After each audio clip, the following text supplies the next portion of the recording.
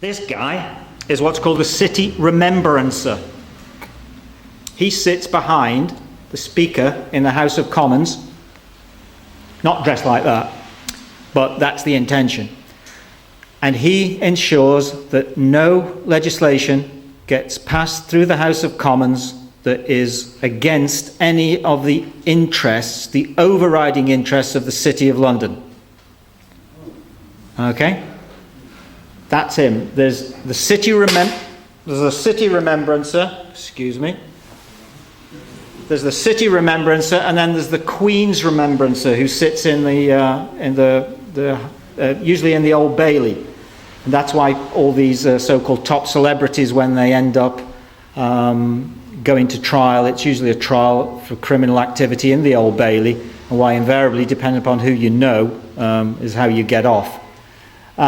So this guy has got a knife in one hand, and he's got a horseshoe in the other.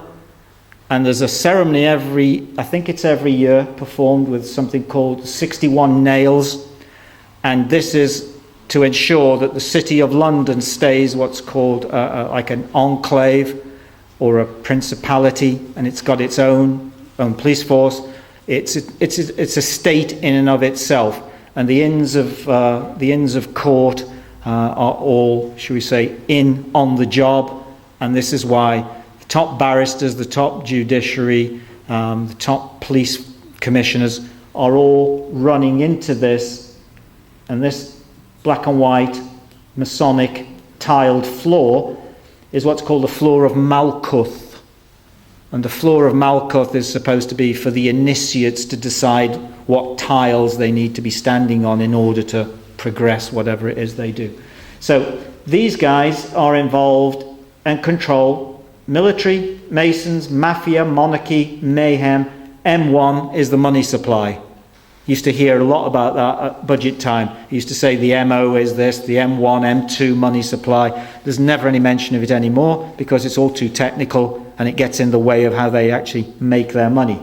Then you've got this other stuff. This was all done because I was going to write a book and call it M People. So this is what we've got here. MacArthur, Mandelson, Manchurian Candidate, Murder, MI5, MI6, Miliband. They're all the same hand in the same glove.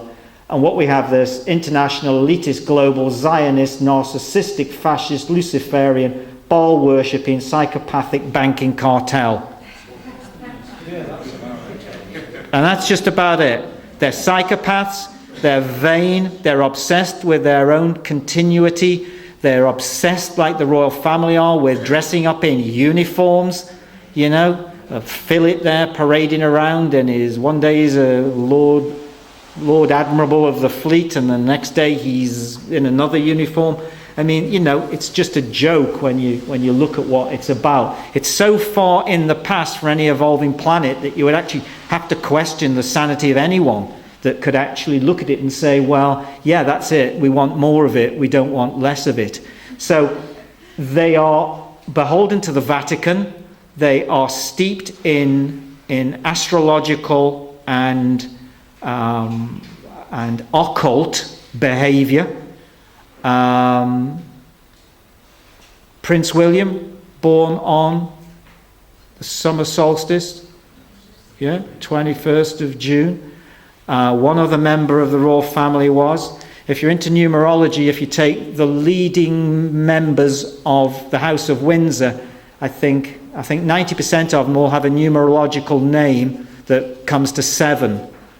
Yeah, so this is it's an energy that they give out, so that a bit like the mystery of the Archbishop's ring, that it's supposed to give out an energy where people become quite subservient and quite compliant in their presence. So they haven't missed a trick in all of this, and this is why it works as they have it working. So here's the enemy.